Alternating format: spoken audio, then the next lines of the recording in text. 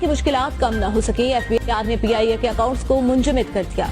मजमूई तौर पर 4.5 अरब पीआईए के जिम्मा वाजिब दलाल हैं। पीएसओ ने पीआईए से बकायाजात की अदायगी का भी मुतालबा कर दिया।